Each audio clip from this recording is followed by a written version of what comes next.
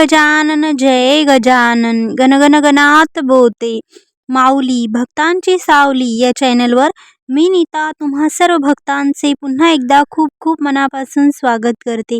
आजच्या अनुभवाचे नाव आहे गजाननाची अगाध लीला, कोण समर्थ असे ती जाणण्याला। जय गजानन माऊली गण गण गणात बोलते।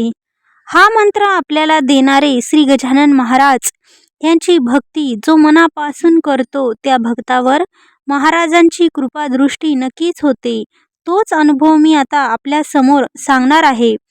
ताई म्हणतात माझ्या सासूबाईचे नाव अलका कुलकर्णी, ह्यांना महाराजांनी आशीर्वाद दिला आणि त्या घटनेला मी एकमेव साक्षीदार होते। पण तेव्हा अल्पमती असल्याने अर्थ मला समजला नव्हता आणि नंतर त्यांच्या म्हणण्याचा अर्थ लक्षात आला।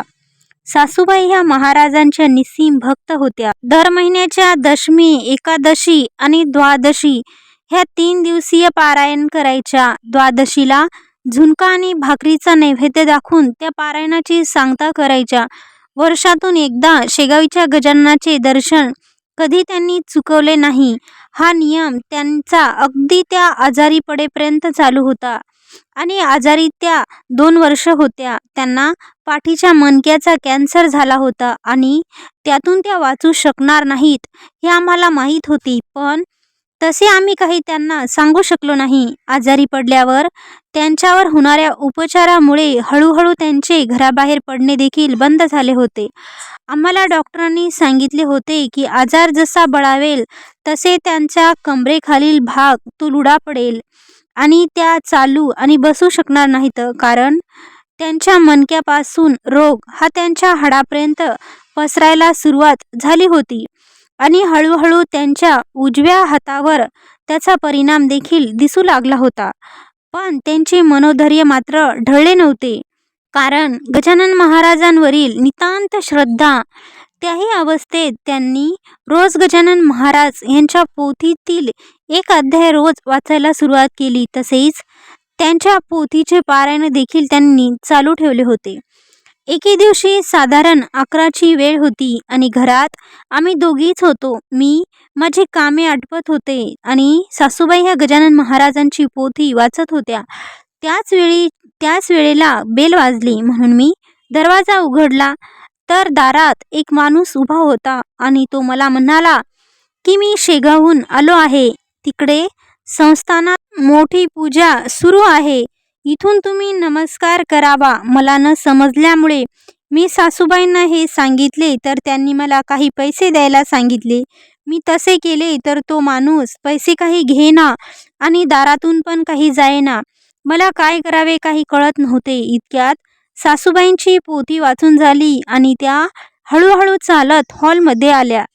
तसा तो म्हणाला, महाराजांची पोथी वाचत होतीस ना, फार श्रद्धा आहे ना त्यांच्यावर। आम्ही दोघी अवाक होऊन एकमेकींकडे पाहिले, कारण मी त्याला काहीही सांगितले नसताना ह्यांनी कसे काय ओळखले। तेवढ्यात सासूबाईंनी त्याला घरात बोलवले आणि बसायला सांगितले व मला पाणी आणण्यास सांगितले। त्या माणसाने सासूबाईंना सांगितले की फार श्रद्धा आहे ना महाराजांवर, मग कर नमस्कार इथून। आणि त्याने स्वतःकडची पोथी काढली। सासूबाईंनी मनोभावे नमस्कार केला। तसा तो म्हणाला, नुसता नमस्कार करतेस का ग, पोथीवर दक्षिणा ठेव। मला वाटले झाले, आता हा सासूबाईंच्या श्रद्धेचा गैरफायदा घेणार। मी मनात विचार करत असतानाच सासूबाईंनी मला 51 रुपये आणायला सांगितले। ते मी आणून सासूबाईंना दिले तर त्या माणसाने पोथी उघडली आणि सासूबाईंना आतील फोटोवर हळदी कुंकू वाहायला सांगून दक्षिणा ठेवायला सांगितली। त्या माऊलीने सगळे काही मनोभावे केले आणि मी मात्र आपण कसे घडले जात आहोत हे बघत होते। परत तो माणूस म्हणाला, तुझ्याकडे मला चहा प्यायचा आहे। मी न बोलताच 1 कप चहा करून त्या माणसाला दिला। त्याने चहा बशीत ओतला आणि कपातला उरलेला चहा सासूबाईंना दिला आणि म्हणाला, घे तुला प्रसाद दिला आहे, पिऊन टाक। आणि नंतर त्याने परत स्वतःची पोथी उघडली आणि 51 रुपयातील 1 रुपया ठेवून 50 रुपयाची नोट सासूबाईंना परत केली आणि म्हणाला, ठेव तुझ्याजवळ, मला जे हवे होते ते मिळाले आणि घाबरू नकोस, तुला काहीही होणार नाही। 2 महिन्यात तू तुझ्या पायांनी चालत माझ्या दरबारी रुजू होशील. एवढे बोलून तो माणूस आमच्या घरातून निघून गेला. कुठे गेला हे काही कळले नाही, पण घडलेल्या प्रसंगाचा अर्थ मात्र कळत नव्हता. आमच्या परीने आम्हाला वाटले की आम्ही सासूबाईंना घेऊन गजानन महाराजांच्या दर्शनाला शेगावला जावे. ही घटना साधारण सप्टेंबर महिन्यात 1997 मध्ये घडली.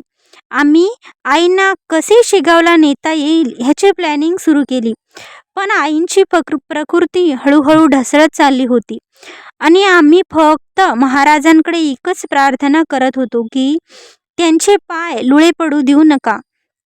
आणि 14 नोव्हेंबर 1997चा दिवस उजाडला. रात्रभर मी व माझे मिस्टर आणि दीर आम्ही जागे होतो. ब्रह्ममुहूर्तावर मिस्टरांनी आंघोळ करून महाराजांच्या पोथीचे पारायण सुरू केले. साधारण सकाळी 11च्या सुमारास आईंची तब्येत जास्तच झाली. आम्ही त्यांना हॉस्पिटलमध्ये ॲडमिट केले, पण त्याचा काहीही उपयोग झाला नाही. त्यांची प्राणज्योत मावळली. त्रिपुरी पौर्णिमा होती. त्या दिवशी सगळ्या देवस्थानामध्ये दीपमाळा उजळतात, असंख्य दीप प्रज्वलित करतात. आईचे जाणे मनाला चटका लावून गेले होते, पण नंतर आम्ही 2 महिन्यापूर्वी घडलेला प्रसंग डोळ्यासमोर आणला तेव्हा त्या माणसाच्या वाक्याचा अर्थ लक्षात आला होता. तो म्हणाला होता की तू तुझ्या पायांनी चालत माझ्या दरबारात रुजू होशील. आणि खरंच आईचे पाय किंवा कमरेखालचा भाग बिलकुल लुळा पडला नव्हता. त्यांच्या महाराजांवरील निस्सीम भक्तीने त्यांच्या चरणी लीन झाल्या होत्या. हा अनुभव मी तुम्हा सगळ्यांना सांगण्याचे कारण इतकेच की आपण मनापासून श्रद्धा ठेवली तर आपला योगक्षम महाराज वाहतात. माझा अनुभव कथन करण्याची मला संधी दिल्याबद्दल मी आपली कायम ऋणी राहील. श्री गजानन, जय गजानन. अस्मिताताई अजित कुलकर्णी, कल्याण येथील माऊली भक्ताचा अनुभव तुम्हा सर्व भक्तांना कसा वाटला? आणि हो, अनुभव ऐकत असताना तुम्हाला जर तुमचा अनुभव आठवत असेल तर तो अनुभव सुद्धा तुम्ही शेअर करा. वही पेन घ्या आणि त्याच्यावर तुमचा अनुभव लिहून व्हॉट्सॲपला मला पाठवा. किंवा जर तुम्हाला तुमचा अनुभव एवढा मोठा लिहायचा कंटाळा येत असेल तर तुम्ही मला लगेच फोन करा आणि तुमचा अनुभव सांगा. मी तुमच्या अनुभवाचा व्हिडिओ बनवेन आणि लगेच आपल्या चॅनलवर तो अपलोड करेन. जाता जाता कमेंट बॉक्समध्ये गणगण गणात बोते टाईप करा आणि नवीन असल्यास सबस्क्राईब करा. तुम्ही सबस्क्राईब केल्याने मला प्रोत्साहन मिळते आणि आपल्या व्हिडिओची लिंक इतर भाविकांना सुद्धा शेअर करा. धन्यवाद.